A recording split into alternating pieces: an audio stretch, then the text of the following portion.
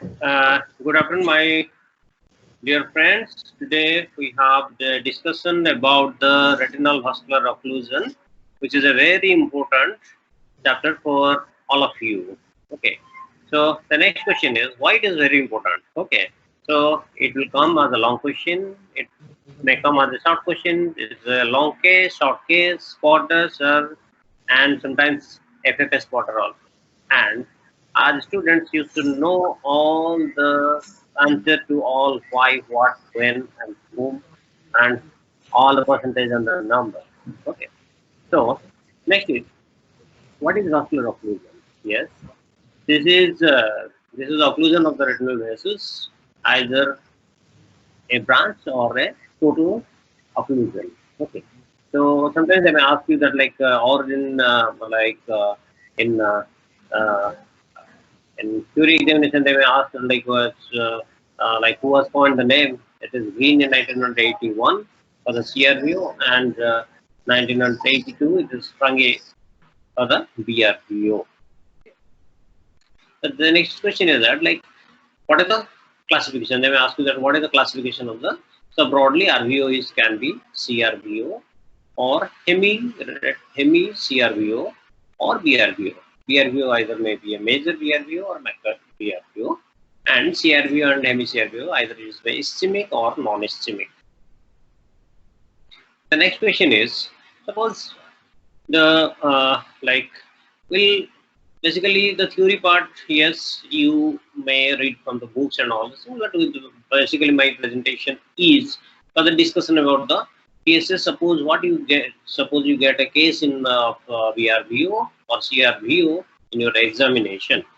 Okay, so suppose the patient will get like this. So the next question is, what are the clinical findings? Okay, so yes, this is a 67-year-old male. Vision is counting for 1 meter, and patient has a RIPD. So the next question is, what you are seeing? Okay, so you are seeing retinal hemorrhage, plain or dead dot shape, dilated tortuous veil in all 4 quadrants. This is very important. Cottonwool spot, macular edema, disc edema, and exudate.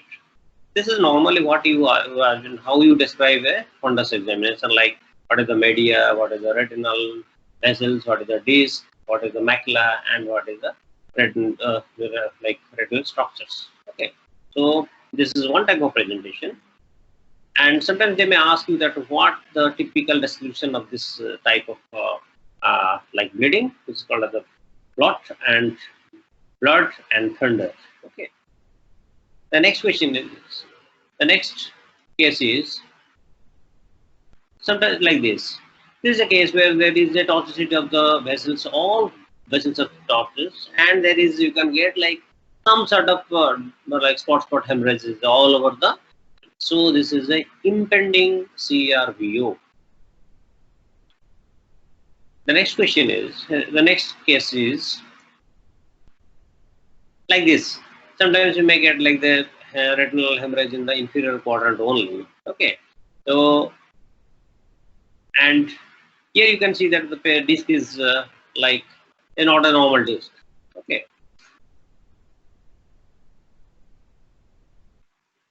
this is another case where you can see that there is a 360-degree laser marks and there are a plot hemorrhage over the poster pole.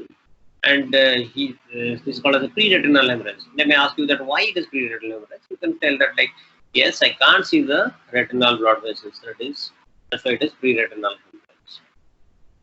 Sometimes you may get a case like this, where just you can see there is some tortuous vessels, and the disc is not healthy. Disc is not like the normal disc, and you can see there is diffuse or P alteration. So this is a case of regressing CRVO.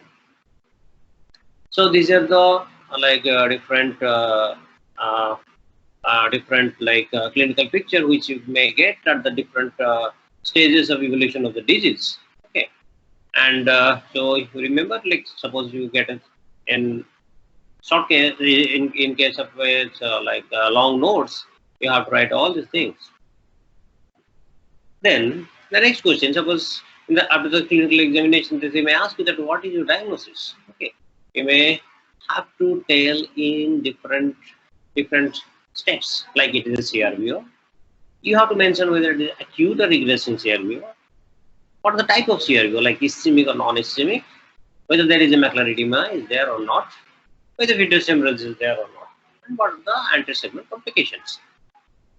The next question is that what are the different diagnoses, differential diagnosis? That is, in the examination, they may ask you that what are the other possibilities. Suppose you find this type of clinical picture. So most common is diabetic retinopathy, ocular ischemic syndrome, hypertensive retinopathy due to the anemia and due to the thrombocytosis. So sometimes they may ask you that, like, oh yes, can you tell me that, like, can it be a like CRVO? Sometimes they may show you that, like, okay, there is some hemorrhage there, and like the risk is sometimes somewhat dicey, and the blood vessel is relatively dilated. Can it be? So in the examination, you have to mark all the points how to differentiate between a ischemic ocular ischemic syndrome, CRVO, and diabetic retinopathy. So this is a very important table which usually ask in the examination, and you should at least tell all the like feature of these three things.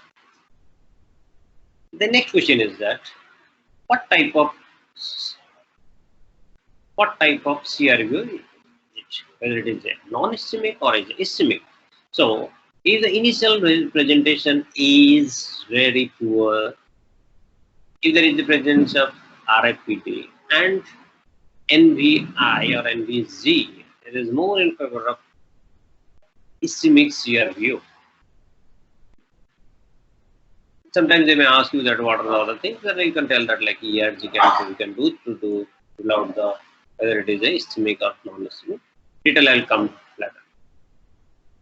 Then they may ask you that, like, what are the percentage of ischemic and non-ischemic? Okay, so it is around 4:1. So, like suppose what I've already told you, that initial presenting vision, if it is very poor, and there is chances of 90% chances of it is due to ischemic CRVO. And clinically, suppose retinal hemorrhage passes more than 3 months at the post-report, it is more in favor of ischemic CRVO. The next question is that what you want to see in the anterior segment examination. Yes, RIPD, NVI, applanation tonometry, and gonioscopy to rule out NVA. These are the 4 things which you have to see in all follow-up, the initial baseline and the follow-up for all the patients. And the next question is, why RIPD? Why RIPD? What is the importance of RIPD? Because RIPD, suppose in the 94% of the cases, if the RIPD of more than 0.9 log unit, it is more in favor of ischemic CRVO. Okay. So basically, this is the magnitude of the RIPD, which will tell that whether it is a ischemic CRVO or a non-ischemic CRVO. The next question, what are the risk factors? So these are the long list of risk factor which always like ask in the in the clinical questions. But at least these few things you should not forget to tell, like hypertension, diabetic, nocturnal arterial hypotension, hyperhomocystinemia, protein C, protein S deficiency. These are the most common cause of like CRVO in the clinical practice. And hyperhomocysteine is one of the most common cause of CRVO in young patients. Okay, so this is also a very favorite question for the from the examiners. The next question is, what are the local factors? Okay, so POAG, primary open angle glaucoma, and compression at the lamina are the most common local factors. Here they can ask you that what is Virgo triad. Okay, as you know that, I think no need of repeating things. As you know that stasis of the blood flow and hypercoagulability and endothelial damage arm of Virgo triad. Next question is that, like, yes, suppose you get in the theory examination, don't forget to draw this diagram, which is very, very important. The next question is, what is the diagnosis? They can ask how you diagnose a CRVO. So, yes, your answer should be, it is a purely clinical, but I want to do SDOCT and fundus fluorescein angiogram and OCT angiogram to look at the vascular network pattern and ischemia. Yes, OCT angiogram nowadays evolving things, and most of the examiners, they are very eager to ask you that whether you don't know or not. Okay, so you should mention the OCT angiography also. And next question is that, like, suppose SDOCT. Suppose you tell the SDOCT, they may ask you that what you do want to do a SDOCT. This is due to the quantify the macular edema and monitoring the response to the treatment. These are the 2 points what you need from a SDOCT. Okay. The next question is that, what is the role of FFF, fundus fluorescein angiogram? Yes. And when you advise FFF, this is a very common question. This is a very favorite question. All the examiners. Yes. Your answer should be once the retinal hemorrhage cleared, you should advise the FFF. And they may ask you that why not in the early stage? Because it's due to the poor quality of the angiogram. You are not getting any much benefit from doing a angiogram when there is a lot of blood over the retina. Okay. Next question is that, what do you want to see in the FFF? So, the delayed retinal vascular filling, increase arteriovenous stasis time, macular non-perfusion or macular edema, and neovascularization. These are the 4 points what you are going, what you are getting from the fundus fluorescein angiogram. Here they may ask you that what is when you tell that, like, it is like delay transit time. If it is, I know you know all these things, but just want to repeat that, like, if it is more than 30 seconds, then you are telling that the transit time is increased. So this is the case where you get all the things. It is ischemic macula, you can see macula, there is the neovascularization, and you can see that there is staining of the blood vessels. Okay, so these are the classical finding what you will get in a CRVO patient. These are the other things. Here you can see that there is a regression of neovessels after doing a pan-retinal photocoagulation, and in the lower part you can see that there is a gross macular ischemia. So these are the poor prognostic sign. Next question is that, they may ask you that, suppose you get a plate of fundus fluorescein angiogram, and they may ask you that how you differentiate between ischemic syndrome, CRVO, and diabetic retinopathy from a fundus fluorescein angiogram. Okay, here you can see that there is the AV transit time is always prolonged, and the retinal vessel staining, basically the vein are more than artery. Okay, that is one thing, and the choroidal filling will be normal in CRVO, and the other thing is like sometimes you may macular edema, but basically it is like not the pattern is like diabetic retinopathy or ischemic syndrome. So you have to remember all this whole like table. Next question is that what is the role of ERG? Okay, so yes, here you have to see the amplitude of the B wave. If it is less than 60%, it is more. The probability of ischemic CRVO is more. What is around 80%? Okay, and so this is a favorite question also for the examiner. Suppose you do extremely well, or the patient or your examiner is very old. They may ask you that like what are these things. So we know that like these are all history now. But yes, grossly, if the patient is not seeing the with a small size, okay, if the big size, then it is more in favor of ischemic CRVO. Okay. The next question is that what investigation you would like to do? Yes, these are the better of investigation. What you should advise, and they may ask you that what are the complications which you may expect in these things. Macular edema is the most common complications. Retinal and the neovascularization, both posterior and anterior segment are very common, and 90 days glaucoma. I think you know all these things, and vitreous hemorrhage. Sometimes they may ask you that whether you can get a vitreous hemorrhage in the acute stage of retinal CRVO. Your answer should be yes. You can get. This is due to the rupture of the retinal blood through the ILM. Okay. So, how you treat? Baseline evaluation and follow-up.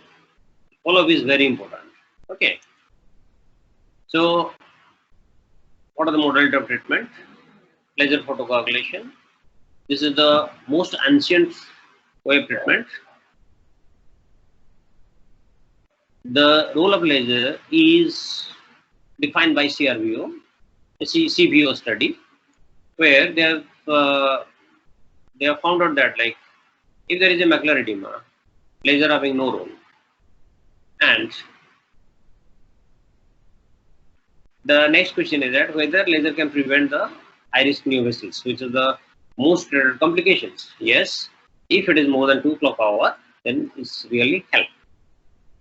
Then what is the role of anti-VEGF?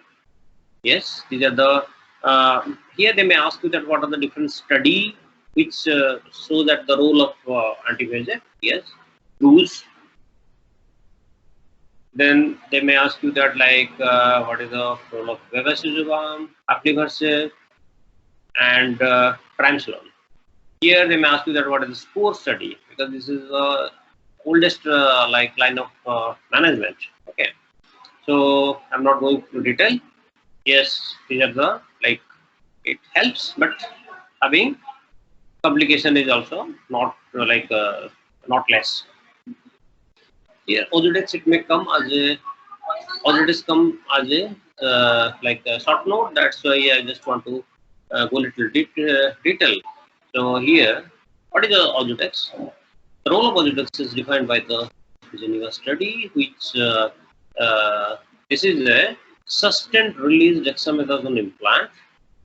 This is made up of biodegradable copolymer of lactic acid and glycolic acid containing micronized dexamethasone 0.7 milligram, and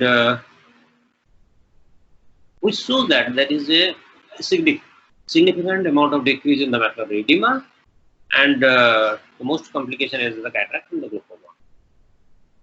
And the result is having a good therapeutical benefit. They may ask you that any role of anticoagulant, hemodilution. These are the treatment which in the past they are using. But what in the due course we found out that there is no role. Yeah. Then they may ask you that what is the surgical indication of like CRVO. The most common surgical indication is uh, for chronic macular edema, which is not responding to the medical therapy. Okay, and if there is a vitreous hemorrhage, so these are the two indications for which you need to do a surgery. Then they may ask you that what is the radial optic neuroptomy? Yes, this is a previously people used to do this. Nowadays nobody is doing because the complication rate is very high. They may ask you what is the follow-up. Follow-up depends upon the how you follow up the patients. This depends upon the vision. So basically 1 to 2 months, up to 6 months, and in the due course, suppose there is any complication like developing, then you have to like modify your follow-up depending upon the complications. Okay. Then next thing is what are the visuals? Because as you know that like all the patients for a patient, vision is the most important thing. Okay, whatever your treatments tools they don't bother. Here, what is they may ask you that like what are the visual recovery rate? So complete visual recovery rate is less than 10%, and if it is a ischemic CRVO, it is a little better than the non. If it is non-ischemic, visual prognosis is little better than the ischemic. Then they may ask you that is a CRVO can be a result simultaneously? Yes. They may ask you that like that what are the conversion rate from non-ischemic good CRVO to bad CRVO? Yes, it is almost around 10%. And within the first 6 months is very important.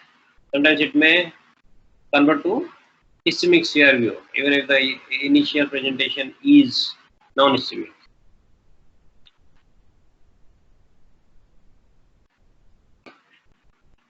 The next topic is VRVO. Yes, these are the few spectrum of cases which you may get in your examination. This is case 1. This is case 2, where you can see there is a gross macular edema and the blood vessels and the vessel and the retinal hemorrhage. You can see there is some like patchy hemorrhage, which is like with ill-defined margin. It's called as the resolving retinal hemorrhage. This is the third case where there is, you can see there is some like macula is relatively healthy, and there is only hemorrhage in one small area, but near to the macula. Here is a case where you can see there is a sclerosed vessels, and hemorrhage is definitely the margin of the hemorrhage is not well defined, and you can see gross exudates in the macula. Okay, so this is a case of resolving VRVO with a gross macular edema. You can get patient like this where you can see there is a segmental one segment having laser marks. So if you get this type of patients in the examination, then the next question is that what are the differential diagnosis or what are the conditions you can see? Hypertensive retinopathy, diabetic retinopathy, retinopathy, macular deficiency, retinal angiomatous proliferance, age-related macular degeneration, and opposed retinal trauma are the most the differential diagnosis. The next question is that like yes, as CRVO I already told that you have to mention that whether it's a press VRVO or a resolving VRVO with a macular edema or non with MNV or with laser mask, whatever. Okay. So then they may ask you that where it is more common. Yes, the temporal side it is more common, and the superior side is much more common than the inferior side. They may ask you that how it like what are the pathogenesis of VRVO. So basically this is due to the occlusion due to a thrombosis which happens due to the endothelial damage, due to the problems of the blood flow, due to the compression at the arteriovenous insertion due to atherosclerosis. Okay, okay.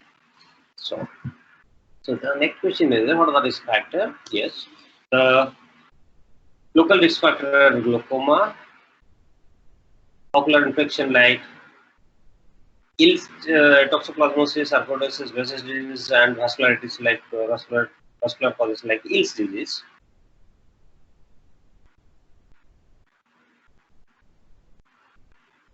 It is sometimes it's in case of optic disc deficiency and systemic factor like hypertension, cardiovascular disease, hyperlipidemia, hyperhomocystinemia, and nucleus BIMA are the most common cause. What you see. So these are the clinical picture which already we have discussed in the clinical examination. So they may ask you that what are the cause of low vision? Macular edema, macular ischemia, in fresh case, hemorrhage over the fovea, vitreous hemorrhage, epiretinal membrane, and TRD, tractional retinal detachment are the most common cause of low vision in CRVO. The next question: what is the clinical diagnosis? Diagnosis is clinically, and the ancillary tests like OCT and FFA. But the next question is that why you would want to do a OCT? This is due to the quantify the macular edema and to monitor the response of the treatment. Then again, the same thing is like what is the role of FFA? This is to show the venous filling delay, fluorescent column narrowing at the occlusion site, and block fluorescence and capillary non-fluid perfusion. These are the few things which we want to see, which you need to see from the FFA. The treatment mode, the mode of treatment is anti-VEGF, steroid, laser, and surgery. This is very important. When you treat a patient, you should tell the patient that like VRVO can't be cured. These are effective treatment that can help the patient maintain or improve the visual outcome by reducing the associated macular edema. Okay, so basically, when a patient of VRVO or CRVO is coming to you, you have to tell that yes, this is not a curable disease. We are controlling the disease, and the extent of the follow-up we don't know. Sometimes you may need a follow-up lifelong. So these are the different study which show the role of anti-VEGF in VRVO, and I'm not going through all the detail about the anti-VEGF because anti-VEGF itself is a long question. So these are the dosing. So for the role of steroid, yes, to reduce the macular edema, get role. They may ask you that like what is the role of isovolumic hemodilution? Okay, suppose you do extremely well, then sometimes they may ask you that like what is the role? Yes, this is a role of this is a treatment modality if the patient with VRVO causing decrease of visual acuity with hematocrit more than 35%, you can having some therapeutic role.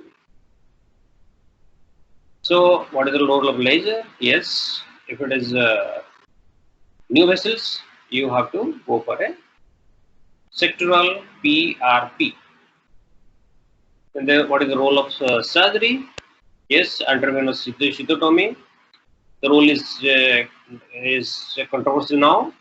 We are not doing these things because the surgical induced complication is more than the primary disease.